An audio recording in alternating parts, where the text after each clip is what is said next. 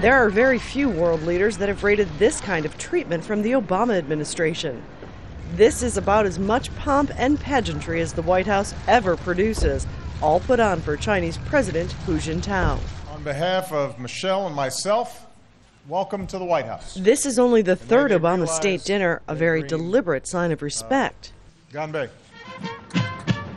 That spanned the entire day. The music and gun salute of the welcoming ceremony, muting the protests happening on the other side of the White House. Their complaints about human rights mentioned as a concern by President Barack Obama.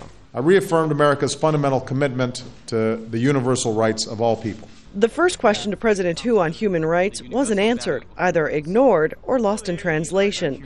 But after being pressed, he defended China's actions and in essence said it was a problem of growing pains, in a rare move acknowledging the human rights issue. China is a developing country with a huge population and also a developing country in a crucial stage of reform.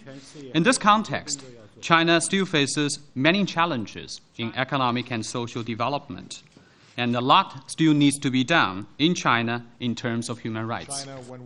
President Obama's main argument was that China needs to do more to help the U.S. economy, announcing a deal that will help a bit. $45 billion in export sales to China, everything from airplanes to car parts.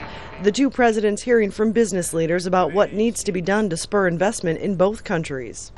Even with China's enormous population, the United States still does more trade with Europe than it does with China. President Obama trying to reassure the Chinese he doesn't see their rise as a threat to the U.S., but as competition that will be good for both countries. A message he is trying to sell to his domestic audience as well. Polls show the majority of Americans see China as the leading economic power in the world and a threat to U.S. economic security.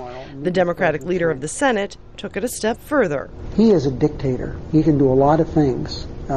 He, through the form of government they have, later walking back those comments on this day of very carefully choreographed diplomacy meant to send a message of respect in this changing relationship. Culhane, Al Jazeera, Washington.